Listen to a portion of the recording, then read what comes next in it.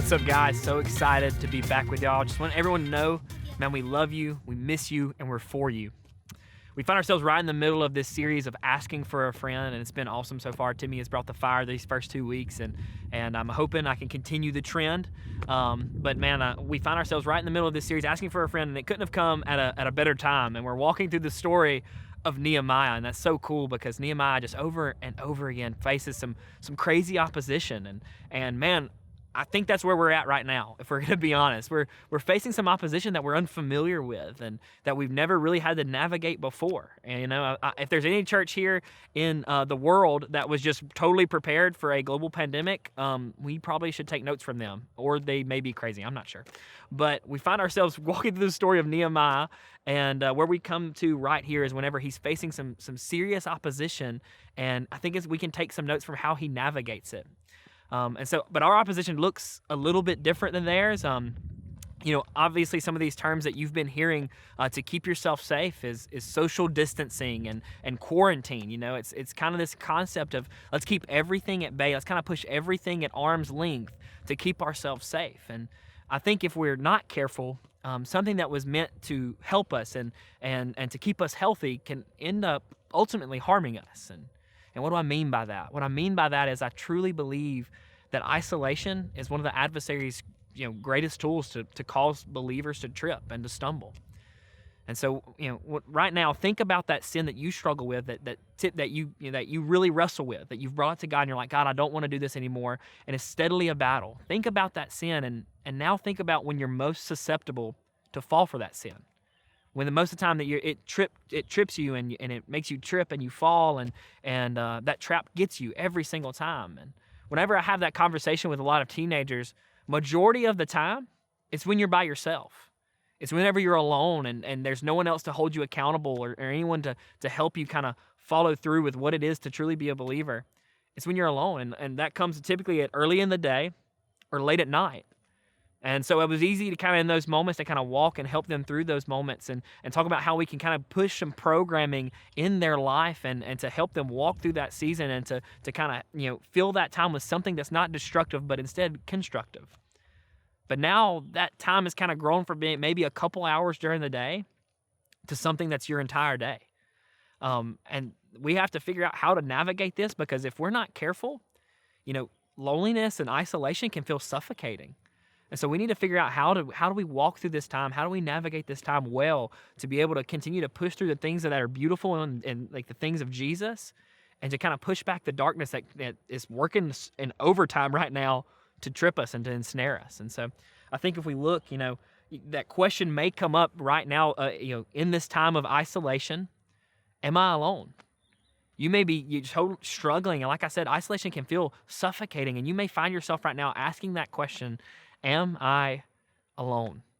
And I want to answer that. I want to preface this entire talk with a few phrases right on the front end. And that's no, you're not alone. You're not alone. And we need you. We need you. You are more needed now than ever before. So we need you. And also, we need us. We need us more than ever before, than any other time the church has ever faced. We need us. We need to find community right now. And it's a battle. This is a struggle. And it looks different than ever before. But we have to be sure that we're looking at these things of God and letting that be in our minds and not what this world has for us. Because right now, if you're not taking in the word of God and what he says and what he has for us, his plans that he's made for us, you're taking in stuff of fear and of scarcity. And things like buying all the toilet paper in a store is happening instead of doing something that's constructive. You're going and taking away from other people. So we can look at Nehemiah's story and how he found strength in community and what that can mean for us and what we need and why we need us. The first reason we need us is, we need us for motivation. And so we look in Nehemiah chapter 4, start with verse 5. It says, "Do not cover their guilt and let not their sin be blotted out from your sight. For they have provoked you in anger in the presence of the builders. So we built the wall, and all the wall was joined together at half its height, for the people had the mind to work." Right before this, we see there's some people that are against the people of God, and they hear that they're going to build a wall. They hear that they're going to build something to try to protect them, and they laugh about it, and they begin to mock them. And they begin to belittle them and kind of talk about how their work means absolutely nothing. So they're facing some opposition mentally. I don't know about you, but for me, if I have someone over there when I'm playing basketball and someone's just constantly in my ear chirping, it gets in my head so bad. Like they begin to kind of keep in my ear and say, hey man, you can't get, like, man, the worst feeling in the world is whenever you're at the 3-point line and they take a step back and they leave you open and they say, he can't shoot. All the pressure's weighing on you in that moment. And it feels so bad. It's a lot of times I'll just pass out of that situation. I'm like, I don't even want to face this right now, because if I brick that shot, I'm about to be embarrassed. But instead, like, you need to have people in that moment to build you up, and to when that chirping's happening, if you have no words of encouragement, then man, you're gonna fall. You're gonna wilt to that every single time. And so we see there in that moment, God's people weren't alone. They had somebody that was for them, that was speaking, letting them know what the world was saying, but also speaking truth to them. So we need us for what? We need community. Why? We need it for motivation, to push towards the things of God. We need that encouragement to continue to lean into who He is and what He has for us. We also need us for protection, and to protect us, and also action. Looking on later down, all the way down in verse 9, we see that, and all this is happening. They're seeing all this opposition happening, and they pray to God. They say, God, we need your direction. But then they took action. They positioned guards at the low parts in the wall to protect families.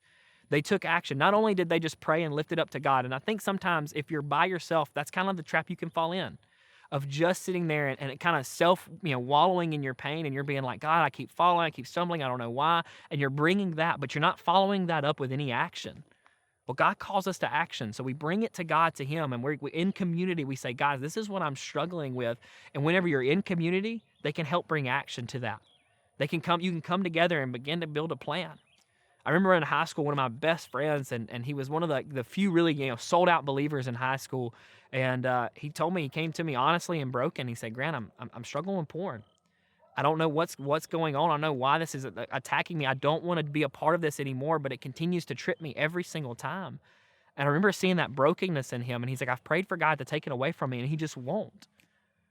And so I remember in that time getting with him and being able to help him through that time. And we made some things like, okay, well, where do you trip? Where do you fall the most? And he was like, well, it's typically late at night when I'm by myself in my bedroom. And I'm like, how are you finding this stuff? He's like, it's on my phone. It's so accessible to me. It's on my phone. And I'm like, well, get the phone out of your bedroom.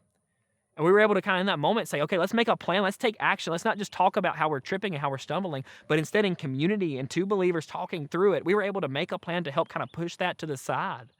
And years later, he's able to say, Grant, I'm so thankful for that, because he's pastoring students right now. And he's like, man, I'm so thankful for that struggle, because now it's taught me how to help students navigate that time.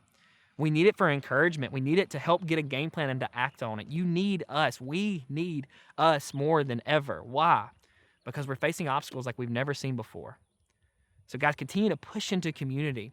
And we're trying to find this right now in our Zoom groups. And guys, it's going to be happening right after this video at 7 o'clock. We're going to be able to jump into different house party Zoom groups. And you'll be able to find that at our website. You'll be able to find that in our Clearstream text. And you need to jump into this, and you need to lean into this community, because right now it's more important than ever. Thanks, guys. Y'all have a good one.